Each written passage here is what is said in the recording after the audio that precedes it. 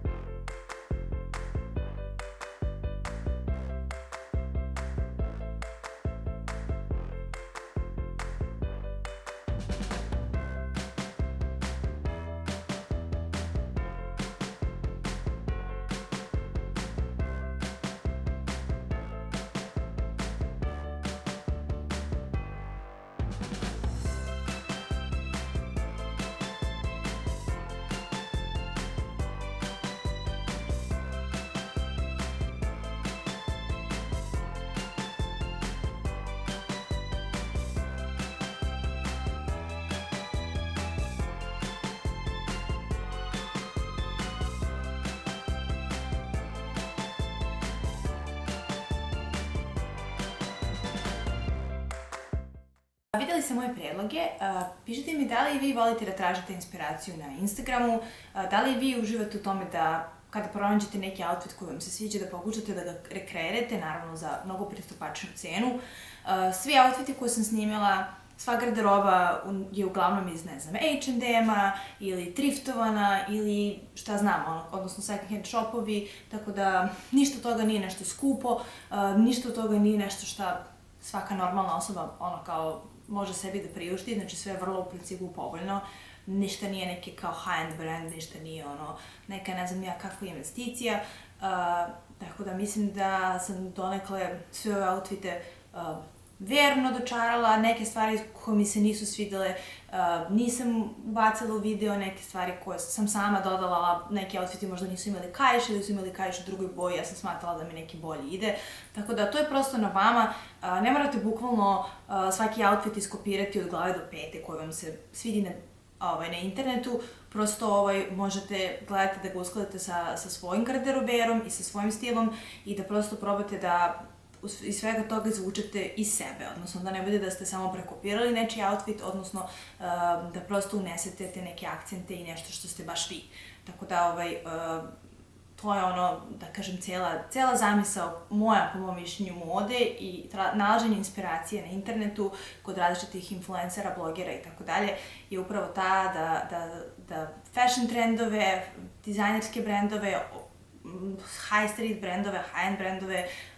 influencere, glumce, pevače, da prosto u njima talazite inspiraciju i tim svim modnim brendovima i da ih prosto prilagođavate sebi. To je najbitnije jer ćete se najbolje osjećati u nečemu, jer kopirati nešto što nije vaš stil doneće vam samo neku nesigurnost i da kažem prosto nećete se sigurno tako dobro osjećati kao kada sve to uskladite sa samim sobom i sa nečim što prije vama i sa nečim na čemu dobijete, da kažem, samopouzdanje.